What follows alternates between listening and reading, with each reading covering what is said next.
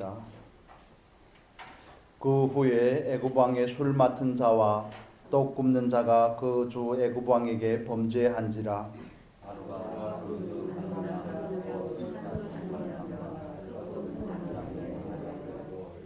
그들을 시위대장의 집 안에 있는 옥에 가두니 곧 요셉의 갇힌 곳이라.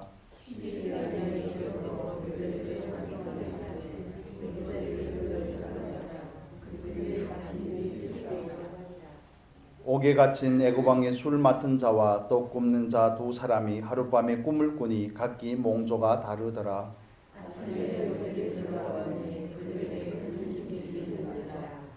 7절 8절 같이 읽겠습니다. 요셉이 그 주인의 집에 자기와 함께 갇힌 바로의 관원장에게 묻되 당신들이 오늘 어찌하여 근심 밑이 있나이까? 그들이 그에게 이르되 우리가 꿈을 꾸었으나 이를 해석할 자가 없도다.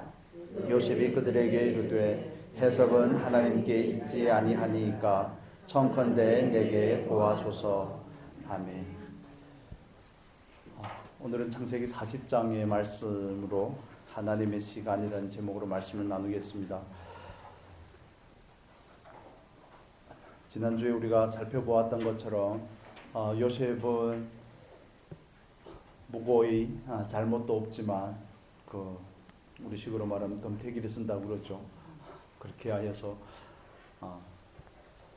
감옥에 가게 됩니다.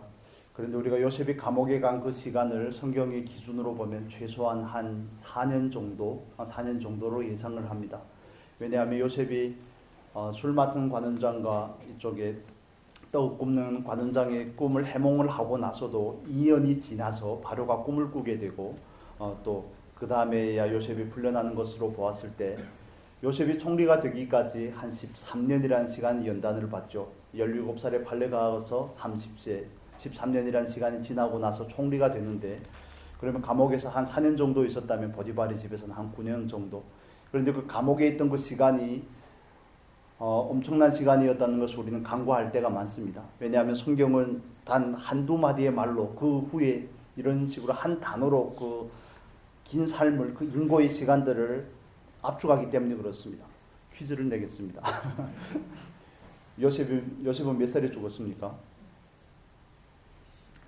머리가 막 복잡하시죠? 요셉은 오늘날 기준으로 말하면 그래도 좀 길지만 110세에 돌아갔습니다.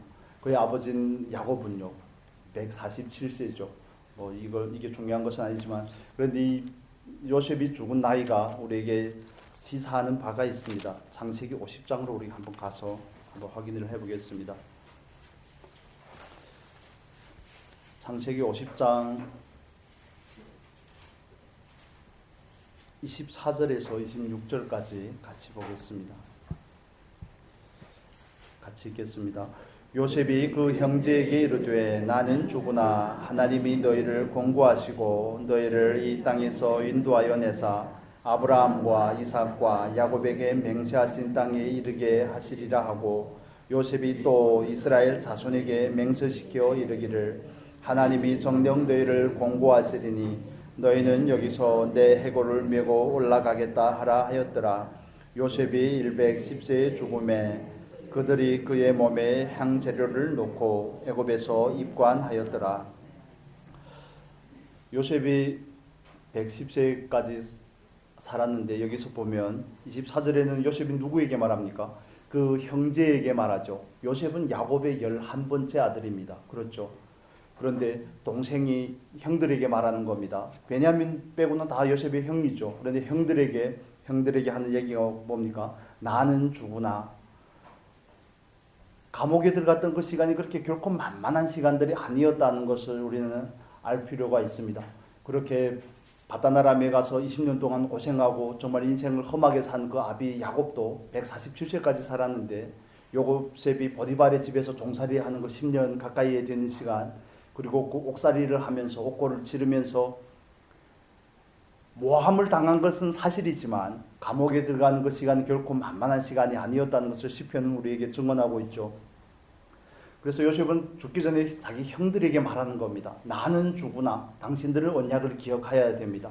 두 번째는 이스라엘 자손들에게 또 말하죠. 그 언약을 기억하고 내 해골을 그 땅으로 가져가야 된다고 두 가지를 분부하는데, 요셉은 그 감옥에 있던 그 시간 가운데서 시편은 우리에게 이렇게 표현을 합니다. 시편 105편, 지난주에 우리 한번 찾아봤는데 한번 다시 보겠습니다. 여기에서 보면 시편 105편 17절에서부터 보겠습니다. 17절에서 18절.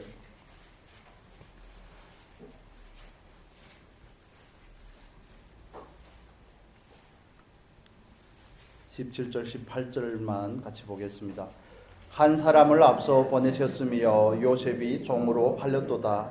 그 발이 착고에 상하며 그 몸이 쇠사슬에 매였으니. 예. 그 발이 착고에 상하며, 이것은 그의 몸이 당한 고난을 말하죠. 그런데 여기에 그 몸이 쇠사슬에 매였으며, 여러분 성경책에 보면 3이라는 숫자가 써져 있죠. 있습니까? 그 몸이 그 몸 앞에 3이라는 숫자가 써져 있고, 밑에 주로 히브리어에서는 혼이라고 번역이 된다고 그렇게 써져 있죠. 그런 성경이 좋은 성경입니다.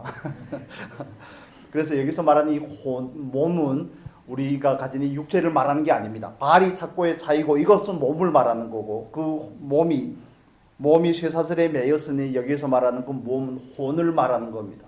그 마음이 쇠사슬에 매인 것처럼 얼마나 힘들었느냐를 말하는 겁니다. 그래서 히브리어에서 이건 네피스라는 표현으로 쓰는데, 마음, 혼, 생명을 말하는 겁니다. 이 목숨을 말하는 거죠.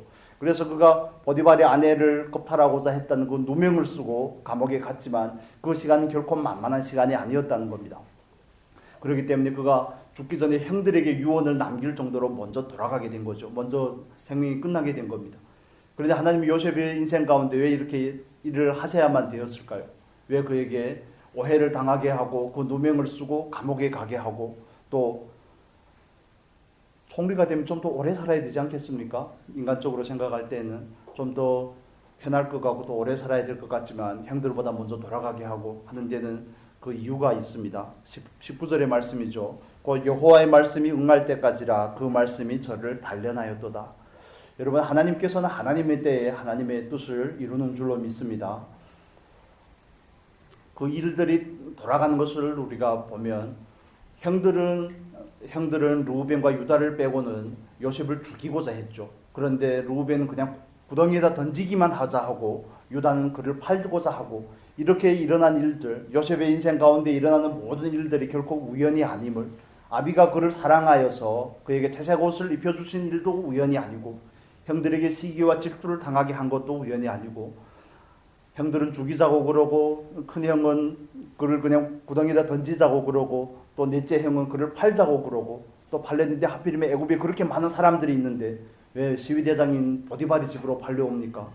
거기서 잘 나가다가 신임을 받다가 왜 그렇게 오해를 받습니까? 그런데 요셉이 감옥에 들어가고 나서 누가 또 들어오는 겁니까?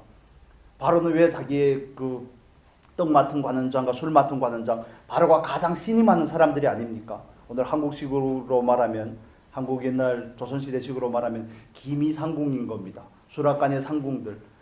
왕이 시식하기 전에 먼저 먹어보는 사람, 술을 먼저 마셔보는 사람이거든요. 왕이 가장 신뢰하는 사람들인데, 그들이 또 왕에게 실수하게 하고 그들을 요셉이 있는 감옥으로 하필이면 두게 하고, 또 보디발은 자기 아내를 겁탈하고자 했던 요셉인데 살려준 것만 해도 감지덕지인데 그에게 또 은혜를 줘서 그들을 또 섬기라고 하고, 이 모든 것들이 톱니바퀴가 맞물려 돌아가는 것처럼 착착 진행이 되는데, 그런데 요셉 인생 가운데서만 그럴까요? 저와 여러분의 인생 가운데서는 그렇지 않습니까? 우리는 흔히 그렇게 표현을 합니다. 감사합니다 한데, 그런데 자꾸 이런 부가적인 것을 붙이죠. 감사한데 또 뭘 붙이는 겁니다. 아니요, 감사하면 감사로 끝나야 되는 겁니다. 요셉을 보면 그게 잘 됐는데 내 인생 가운데서는 그게 잘 안 되는 겁니다. 남편 때문에 감사한데, 감사합니다 하고, 그런데 이렇게 또 부가적인 거 자꾸 붙이는 겁니다. 요셉이 감옥에 가서 옥고를 치르고 하는 그런 다른 사람 일들에 대해서는 그렇게 잘 보이는데, 내 삶에 오면 그게 적용이 잘 안 되는 겁니다. 하나님의 시간이 잘 기다려지지 않는 겁니다. 하나님의 때를 잘 포착하지 못하겠는 겁니다. 하나님께서 내 인생 가운데 어떤 일을 하고 계시는지 전혀 감을 잡지 못하겠는 것이죠. 그런 저와 여러분의 인생은 온전하게 하나님의 손길 안에 있다는 것을 여러분 믿으십니까? 하나님께서 그 시간을 정하시는 겁니다. 우리를 이 땅에 보내는 시간도 하나님께서 정하시는 것이고 우리를 데려가는 시간도 하나님께서 정하시는 거죠. 물론 인간의 책임을 완전히 강구할 수는 없습니다. 하나님께서 건강한 신체를 주셨지만 우리가 관리하지 않으면 그 수명이 먼저 종결이 될 수도 있는 거고, 정말 그 목숨을 장수하기를 원하는 사람은 어떻게 하라고요? 입에서 악한 말을 금하라고 베드로 사도는 우리에게 또 경고하기도 합니다.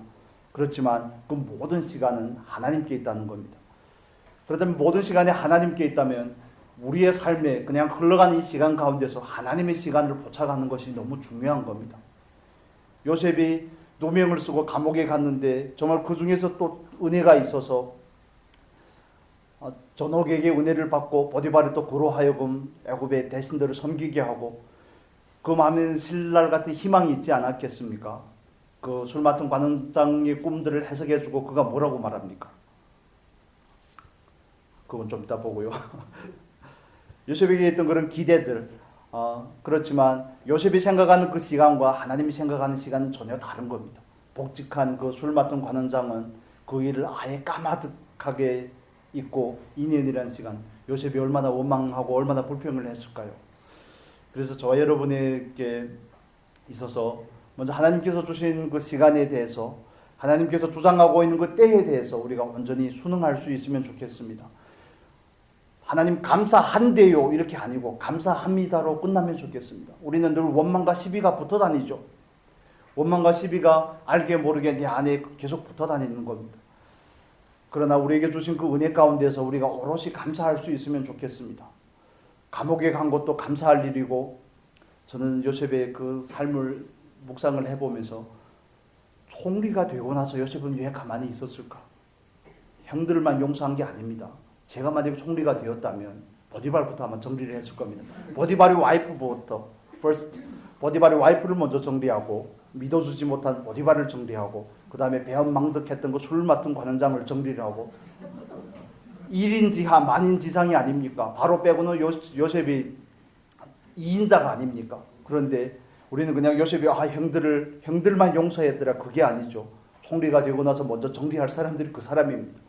그런데 요셉의 삶 가운데서는 그런 자기가 기대했던 시간보다는 더 2년이라는 시간이 더 지났지만 얼마나 실망하고 얼마나 좌절했던 그 시간들이었겠습니까? 그런데 그런 시간들이 요셉 안에서는 정말 그렇죠, 혼이 상할 정도로, 혼이 쇠사슬에 매일 정도의 그런 고통이었지만 그로 하여금 이루신 놀라운 일들이 있습니다. 하나님께서 말씀으로 그를 연단하는데 그 연단이 가져온 놀라운 결과가 있습니다. 우리 창세기 40장으로 돌아와서 14절의 말씀 보겠습니다.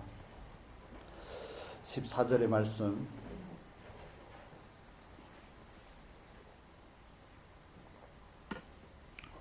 같이 읽겠습니다. 당신이 득이하거든 나를 생각하고 내게 은혜를 베풀어서 내 사정을 바로에게 고하여 이 집에서 나를 건져내소서. 15절입니다. 나는 히브리 땅에서 끌려온 자요 여기서도 옥의 가치를 이를 행치 아니하였나이다. 14절에 요셉의 표현을 보면 나를 생각하고 내게 은혜를 베풀고 내 사정을 바로에게 고하고 나를 건져내소서. 나라는 표현이 몇 번 나옵니까? 4번이나 나오죠. 그런데 39장과 40장에서 여차 반복해서 나타나는 단어가 있죠. 하나님이 요셉에게 은혜를 주시고 하나님이 요셉과 함께하고, 그런데 요셉은 그걸 하나님의 은혜로서는 족하지 않은 것 같습니다. 너무 힘드니까 그랬겠죠. 이해가 되지만, 그러나 그 술 맡은 관원장이 복직이 되고 나서 요셉에 대해서 깡그리 잃어버린 그 시간이, 그 2년이라는 시간이 요셉에게서 뭘 빼내는 시간입니까? 나를 빼내는 시간입니다.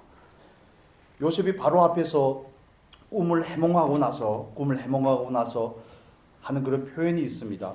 우리 41장에 가면 41장에 가서 보겠습니다. 41장 32절입니다. 32절에서 우리 33절까지만 읽겠습니다. 바로께서 꿈을 2번 겹쳐 꾸신 것은 하나님이 이 일을 정하셨음이라 속히 행하시리니 이제 바로께서는 명철하고 지혜 있는 사람을 택하여 애굽 땅을 치리하게 하시고, 그리고 그 대책에 대해서 여차여차 말씀을 합니다. 여러분, 술 맡은 관원장과 떡 굽는 관원장이 꿈을 해몽하고 나서 요셉이 가졌던 그 기대, 바로 앞에서도 가질만하지 않습니까? 바로는 애굽에서 요즘 어린애들의 말로는 짱이 아닙니까? 그 술 맡은 관원장에 걸만한 그 기대를 바로에게도 걸만한데 거기에서는 요셉은 아무 이야기도 하지 않습니다. 저는 히브리 사람인데 팔려왔는데 잘못한 일을 한 적이 없습니다. 내가 바로의 꿈을 해몽을 주었으니 꿈이 진행을 되는 걸 꿈을 따라서 이게 상황이 진행이 된다면 그때 저를 기억해주고 저를 복직을 시켜주고 저를 살려주고 그냥 노예가 아니고 그냥 자유인으로만 만들 수 있죠. 이런 여타의 일말의 조건도 달지 않습니다. 그 2년이라는 시간은 요셉 안에서 요셉을 어떻게 하는 시간입니까? 더 온전하게 하는 시간입니다. 더 온전하게 하는 시간. 요셉은 하나님께서 동행하는 사람이고 하나님께서 은혜를 베푼 사람이 맞지만 그러나 하나님께서는 그를 단련하여 그로 하여금 그냥 금이 아닙니다. 14K로는 만족이 안 되는 겁니다. 정금같이 나오기를 원하시는 하나님의 손길이 거기에 있음을, 하나님의 시간이 거기에 있음을 우리는 볼 수 있습니다. 하나님께서 저와 여러분의 기대를 가끔씩 저버리는 것 같고 내가 정한 그 시간에 역사하지 않고 일하지 않는 것 때문에 우리가 하나님 앞에서 마음이 불편하고 정말 때로는 원망과 시비가 저도 모르게 나올 때도 있겠지만 그러나 그 시간은 우리가 하나님 앞에서 하나님께서 어떻게 하시는 시간입니까? 나를 내려놓는 시간입니다. 나를 온전히 내려놓는 시간입니다. 그 2년이라는 시간이 요셉에게 얼마나 복이고 정말 얼마나 보약 같은 시간인지 모릅니다. 당신이 득이하면 복직이 되면 나를 건져주시고 내게 은혜를 주시고 하던 그 요셉이 바로 앞에 섰을 때는 그냥 꿈에 대한 해석을 하고 그 꿈에 대한 그 흉내에 대한 대책만 말할 뿐 자기 신분에 대해서는 전혀 얘기를 하지 않습니다. 여러분, 하나님께서 요셉의 인생 가운데 하신 일이 잘한 일이죠. 맞습니까? 그렇다면 저와 여러분 인생 가운데서 하시는 그 일은 잘한 일입니까? 아닙니까? 너무 강요하는 느낌이 드는데 강요하는 느낌이 드는데 강요하는 것은 아니고, 그런데 우리가 이 사실을 자꾸 망각하더라는 겁니다. 누가 요셉에게 은혜를 준 겁니까? 보디발이 은혜를 준 겁니까? 전옥이 은혜를 준 겁니까? 술 맡은 관원장이 요셉에게 은혜를 주는 겁니까? 하나님의 은혜를 주는 거잖아요. 그런데 우리는 때론 정말 그 하나님의 통로가 되었던 사람들을 기억해야 될 때는 기억하지 아니하고 기억하지 말아야 될 때는 그를 오히려 붙잡는 그 모습들을 종종 보일 때가 있습니다. 요셉에게 은혜를 베푸신 분은 하나님이신 줄로 믿습니다. 보디발의 집에 팔려가게 하고 또 감옥에 누명을 쓰고 가게 하고 거기서 애굽의 장관들을 만나게 하고 모든 것이 하나님의 은혜 가운데 진행이 되는 일들이죠. 그렇다면 요셉 인생 가운데서 그 때와 그 시에 정확하게 일하시는 그 하나님, 저와 여러분의 삶 가운데서도 정확하게 일하시는 줄로 믿습니다. 우리가 보통 헬라어에서는 그 시간이란 단어, 히브리어에도 그런데 헬라어에는 시간이란 단어를 두 가지로 사용을 합니다. 하나는 크로노스고 하나는 카이로스입니다. 그 그리스 신화에 나오는 그 신들의 이름인데 보통 우리가 크로노스라는 시간은 그냥 우리에게 주어진 보이지 않는 시간을 의미합니다. 70년, 80년이라는 이런 시간들, 그 시간들을 의미하는데 그러나 그걸 넘어서는 하나님의 때를 표현할 때는 카이로스라는 시간을 설명을 합니다. 카이로스라는 표현을 쓰죠. 그 카이로스라는 그 표현은 시간과 기회의 신의 이름입니다. 그리스 신화에 나오는 그 신의 이름인데 그 신은 모양을 어떻게 하고 있냐면 숨 한번 돌리고 하겠습니다. 지금 중국말로 한 주일 동안 계속 말하다가 또 한국말로 말하려고 하니까 이게 잘 돌아가지 않아서 그 카이로스라고 하는 시간의 그 신, 기회와 시간의 신은 보통 머리가 빠지면 앞에부터 빠지거든요. 저희 아버지도 보니까 그런데 그 신은 앞에는 풍성한데 뒤에가 없습니다. 머리가 어깨 등에 날개가 달렸을 뿐만 아니라 발에도 날개가 달려 있습니다.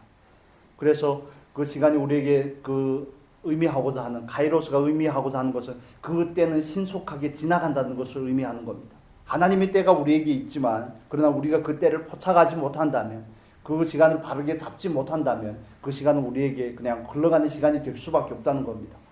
하나님은 우리에게 그냥 모두에게 주어진 그 시간을 주셨을 뿐만 아니라 우리들의 인생 가운데 하나님의 시간을, 하나님의 때를 주신 줄로 믿습니다.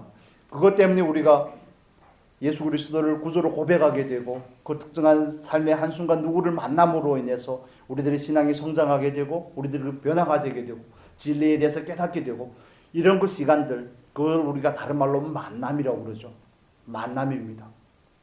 하나님이 주관하는 그 시간은 늘 만남을 통해서 이루어지는 줄로 믿습니다.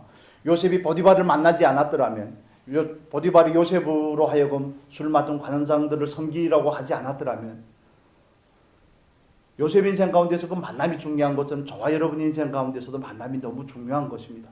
왜냐하면 하나님은 사람을 통해서 일하시기 때문에 그렇습니다.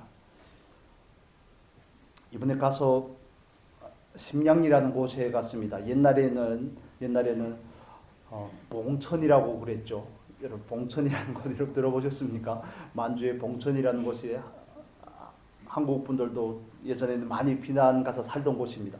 거기로 가서 그 북한의 탈북한 여성들을 돕는 그 선교사님을, 그 목사님을 만나서 이야기를 나누는데, 그 목사님은 하나님께서 그 소명을 줘서 처음에는 예전에 젊었을 때는 북한 사역을 한 4년 정도, 4, 5년 정도를 하다가 그 다음에 하나님 이제는 이건 그냥 뭐 밑빠진 독에 물 붓듯이 아무 결과도 없고 열매도 안 생기고 양육도 잘 안 되고 그냥 일방적으로 퍼주고 도와주는 것밖에 되지 않으니까 이제는 하나님 이건 저는 접겠습니다. 저는 가진 것도 없고 그들을 가르치는 능력도 없고 그래서 접겠습니다 하고 한 10년 동안 까마득하게 잊고 있었다고 그러시더라고요. 그런데 10년이 지나서 예전에 그 목사님이 만나고 양육했던 한 탈북한 그분이 한국으로 오게 된 겁니다. 망명해서 한국으로 오게 된 겁니다. 그래 그분이 그 목사님에게 연락을 해서 자기가 아는데 어느 지역에 가면 탈북한 여성들이, 그러니까 순천보다는 훨씬 작은 단위죠. 한국으로 말하면 군 단위 되는 면적인데 탈북한 여성들이 인신매매를 당해서 온 사람들이 5,000명이나 있다는 겁니다. 5,000명이나. 그래서 10년이 지나서 그 이야기를 들었는데 여전히 하나님 앞에 했던 얘기가 있죠. 온연하고 손으로 아예 싹 씻었기 때문에 하나님, 저는 이건 내 사역이 아닙니다. 나는 줄 것도 없고 머리도, 그 목사님 그대로입니다. 머리도 미련하고 안 하고 멍청하고 그렇게 표현을 하시더라고요. 머리도 멍청하고 북한 분들이 얼마나 여우 같고 얼마나 늑대 같은데 그분들은 전혀 감당이 안 됩니다. 신뢰할 수도 없고. 근데 10년이 지났는데 우연히 한국에서 그 자매를 통해서 자기가 한국에 나왔는데 어느 지역에 가면 그분들이 그렇게 한 5,000명 정도 있다고 자기가 들었는데 그렇게 있다고 그러니까 그 목사님 그렇게 대답했다는 겁니다. 난 그쪽 사역은 이제 안 한다고. 그냥 가정교회 목회만 한다고 그러니까. 그리고 그 생각을 그냥 그러려니 하고 멈췄는데 계속 생각이 나는 겁니다. 계속. 안 한다고 했는데 하나님 10년이 지났는데 왜 자꾸 또 시비를 거십니까? 뭐 줄 것도 없고 가진 것도 없고 막 그러는데 계속 생각이 나더라는 겁니다. 그래 그러면 한번 가보기라도 할까? 근데 한번 가는 거리가 차 타고 5시간 가는 거리입니다. 완전 시골로 가는 것이거든요. 근데 시골로 가는데 뭐 아는 사람이 있어야죠. 그래서 그분들 보통 만나는 장소가 보통 시장입니다. 여기로 말하면 장날이나 되는 그런 시장에서 보통 매매를 하고 그러기 때문에 그분들은 나름대로 자기들끼리 이제 토크가 있습니다. 그래서 시장으로 가면 누구를 만나지 않을까 해서 시장으로 갔는데 만나지 못하고, 그래서 버스를 타고 돌아오려고 하는데 앞자리에 앉았는데 뒷자리에서 한국말로 얘기하더라는 겁니다. 그쪽 동네는 한국 사람이 안 삽니다. 조선족들도 사는 동네가 아니거든요. 그런데 뒷자리에서 그런 얘기를 자기가 듣고 엄청 충격을 받았다는 겁니다. 그래서 한국말로 뭐라고 그래서 너무 놀라서 어떻게 오셨냐고, 당신들 어디 사람들이냐고 막 그런 얘기를 하니까 처음에는 경계를 하더니 우리는 이렇게 인신매매를 당해서 이쪽으로 이렇게 시집도 아니죠, 팔려온 사람들인데 여기 와서 산 지가 얼마나 되었고 자녀들이 이제 어떻게 되었고 보스 안에서 우연히 그렇게 만난 겁니다. 그래 만나서, 그래서 나도 소문을 듣고 여기에 그런 탈북하신 여성들이 인신매매 당해서 온 분들이 많이 산다고 그래서 찾으러 왔는데 어떻게 당신들 우연하게 만났다고. 그래서 나는 경계를 하니까요. 나는 목사고 교회를 다니는 사람이고 이렇게 쭉 설명을 하고, 그러면 당신들은 내가 믿는 그 예수님 한번 믿어보지 않겠냐고. 버스에서 앉아서 바로 작업을 한 거죠. 우리 식대로 하면. 그래 바로 전도를 했는데 그래 믿어보겠다고. 그 하나님의 역사 아니겠습니까? 어떻게 버스에서 우연히 만날 수가 있습니까? 어떻게 루시 이삭 주우러 갔는데 보아스로 우연히 만났냐고요. 우리 창세기 40장에도 그 표현도 똑같습니다. 요셉이 그 술 맡은 관원장과 그 떡 굽는 그 관원장들의 얼굴에 수심이 있는 것을 볼 때 성경에서는 감탄사를 씁니다. 보라, 얼굴에 수심이 있더라. 새로운 일이 전개가 된다는 거죠. 그 목사님도 마찬가지입니다. 우연히 탄 보스에서 뒷자리에서 그것도 탈북한 여성들이 얘기하는 걸 듣고 그들에게 복음을 전했는데 그럼 믿어보겠다 그러고, 자기들이 지금 그 한 팀인 그 사람들을 만나러 가는데, 다 탈북한 여성들인데 그분들을 만나러 가는데, 그럼 그분들에게 가서 그분들에게도 복음을 전해주라고. 그래서 두 사람에게 전도를 했는데 거기 가니까 5명이 계시더라는 겁니다. 그래 그분들에게 얘기를 하고 또 복음을 전하고 하니까 그럼 우리도 믿어보겠다고. 그러면서 하는 얘기가, 자주 와줄 수 없냐고. 뭘 알겠습니까? 자주 와줄 수 없냐고. 우리한테 자주 와줄 수 없냐고. 우리는 이렇게 정말 낯선 땅에 팔려와서 정말 얼굴조차도 만나보지도 못한, 말도 통하지 않는 남편도 아닌 남편을 만나서 살게 되고, 원하지도 않던 출산을 하게 되고 자녀들을 얻게 되고 그러는 그 인고의 과정을 겪었는데, 그럼 우리에게 자주 와서 말씀을 해주시면 안 되겠냐고. 그러면 갈 수 있다고. 그래서 그 사이에 지금 10년 동안 쭉 가고 계시거든요. 그래서 그분이 그런 이야기들을 들으면서 하나님께서 하시는 그 일들, 하나님의 때, 하나님의 그 뜻을 이루기 위한 그 모든 경륜들은 만남이라는 것을 통해서 이루어진다는 거, 얼마나 놀라운 일인지 모릅니다. 저와 여러분의 삶 가운데서도 그러지 않습니까? 우리 만남은 우연의 유행가만 있는 게 아니라 우리 만남은 하나님 앞에서 결코 우연이 아닌 줄로 믿습니다. 여러분, 이렇게 많은 사람인데 어떻게 특정한 사람이 내 남편이 되고 내 아내가 되냐고요. 내 자녀가 되냐고요. 어떻게 우연히 버스를 탔는데 그 버스에서 그런 사람들을 만나고 또 복음을 전했는데 어떻게 그렇게 쉽게 받아들이냐고요. 여러분 복음을 받아들이는데 그렇게 어렵지 않았습니까? 저는 엄청 어려웠습니다. 그래서 그런 이야기들을 들으면서 그냥 소름이 쫙쫙 끼치는 겁니다. 그런데 또 아픈 얘기는, 이렇게 오랫동안 거기를 다니면서 사람들을 만나고 전도하고 그러는데 거기에서 오랜 시간 사역을 했는데 거기에 탈북하신 여성들이 많이 산다는 것을 알고 또 한국이나 미국에 있는 그런 선교단체들이 숟가락을 얹으려고 한다는 겁니다. 그분이 전도하고 양육하고 세워놓은 저한테도 이렇게 동영상으로 계속 보내주시거든요. 그런데 거기에 와서 숟가락을 얹으려고 한다는 거죠.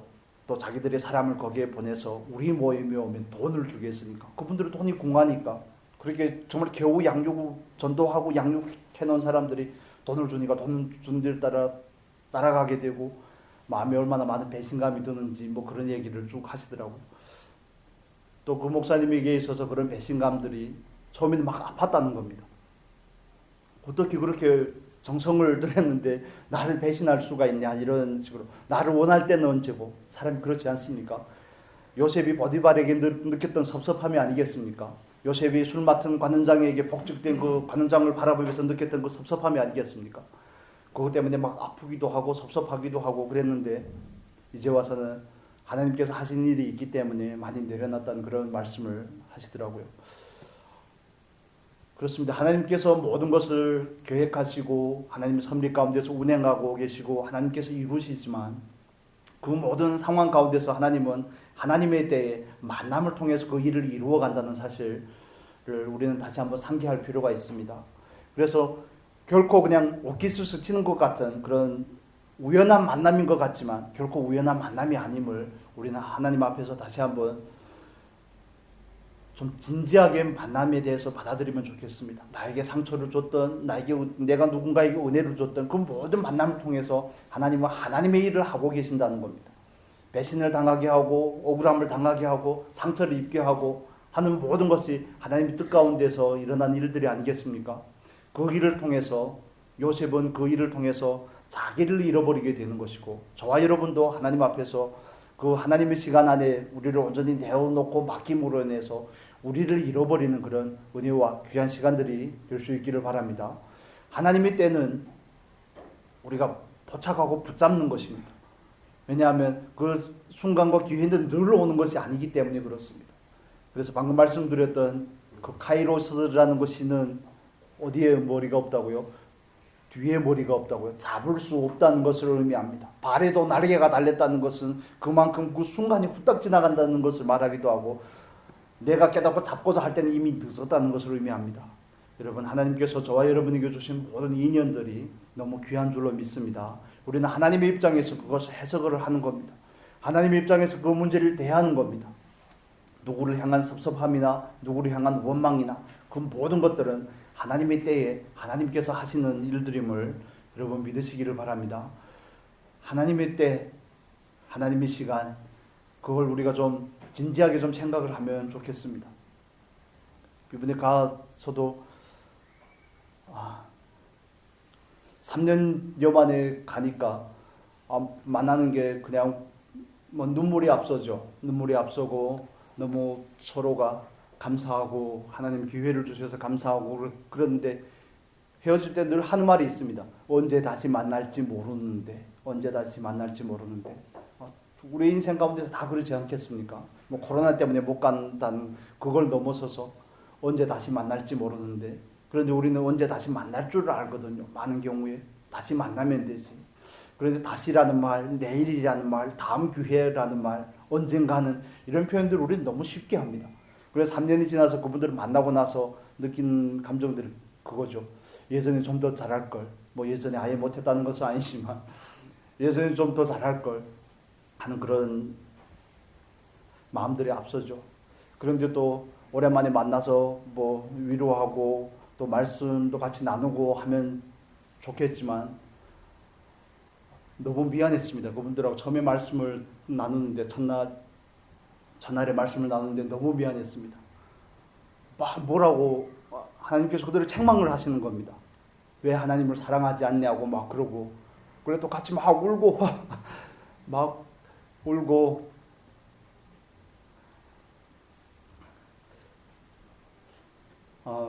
위로하고 싶고 뭐 말씀을 나눠주고 싶고 그렇지만, 그러나 제가 원하는 것을 얘기하면 안 되기 때문에 또 그분들이 이해할 수 있으니까 그런 거겠죠.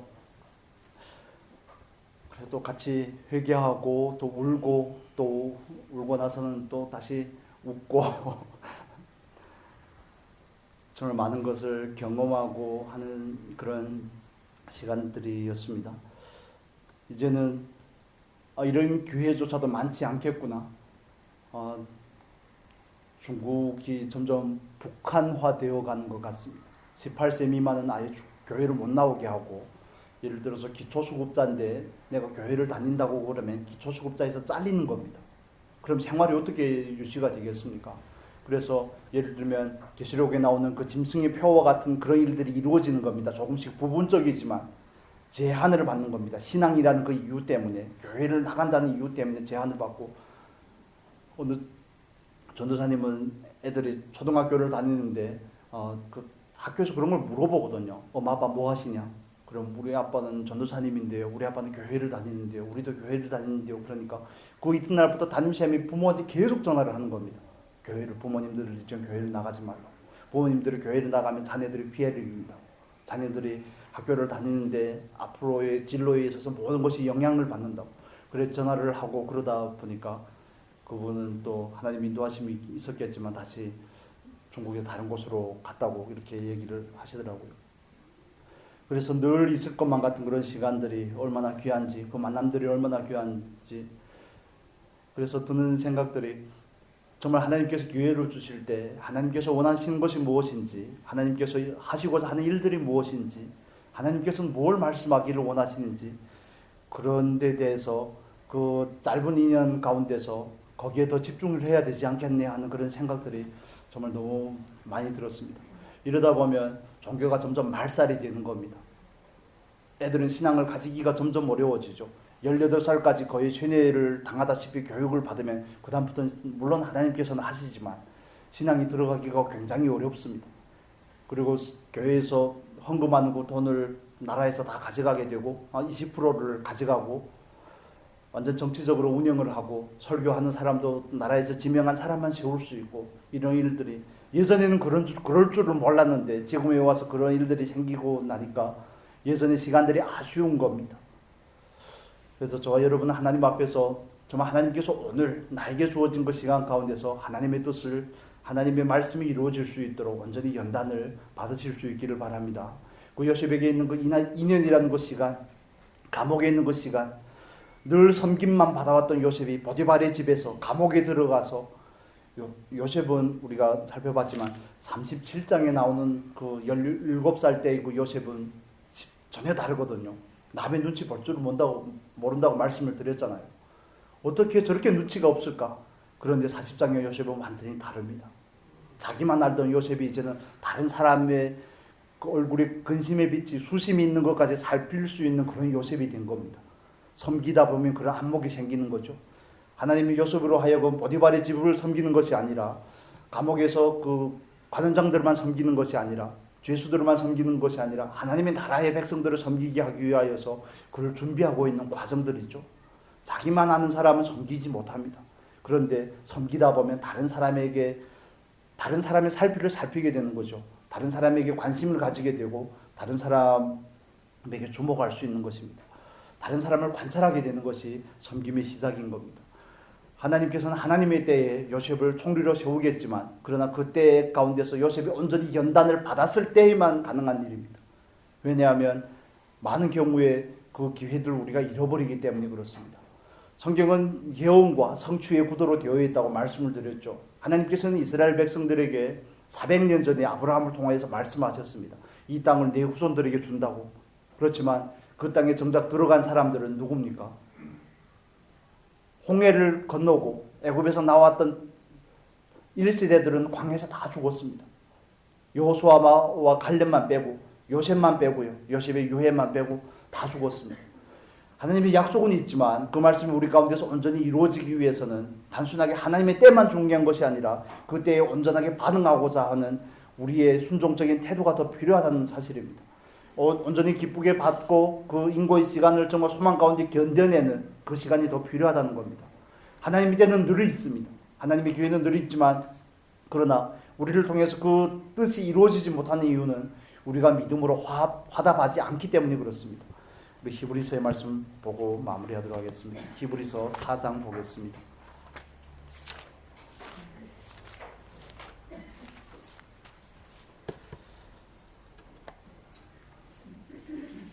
히브리서 4장 1절에서 2절 같이 보겠습니다. 3장 우리 18절부터 같이 보겠습니다. 18절부터 4장 2절까지 같이 읽겠습니다. 또 하나님이 누구에게 맹세하사 그의 안식에 들어오지 못하리라 하셨느뇨? 곧 순종치 아니하던 자에게가 아니냐? 이로 보건대 저희가 믿지 아니함으로 능히 들어가지 못한 것이라. 그러므로 우리는 두려워할지니 그의 안식에 들어갈 약속이 남아 있을지라도 너희 중에 혹시 미치지 못할 자가 있을까 함이라.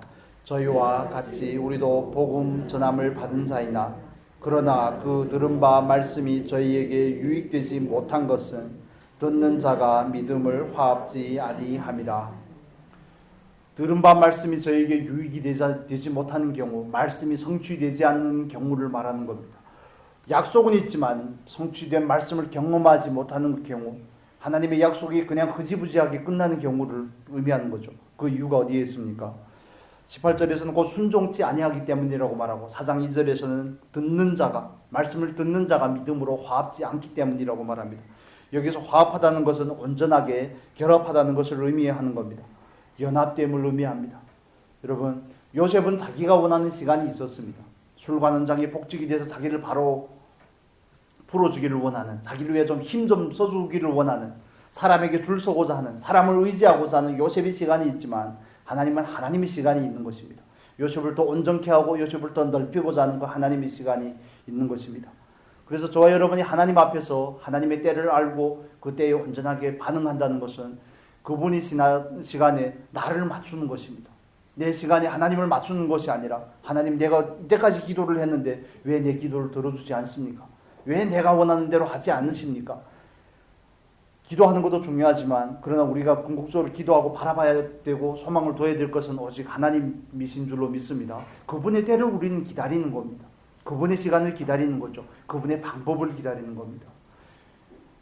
요셉이 원망도 있고 억울함이 있었을 수도 있겠지만, 그러나 그 2년이라는 시간은 그가 점점 하나님의 때를 기다리고 하나님의 때와 화합하는 시간이 아니겠습니까? 나를 버리는 시간, 나를 버려야지 온전히 화합할 수가 있습니다. 나를 버려야지 오직 하나님과 온전하게 연합이 될 수가 있습니다. 저와 여러분은 하나님 앞에 정말 온전히 화합할 수 있는, 연합할 수 있는 그런 은혜가 있기를 바랍니다.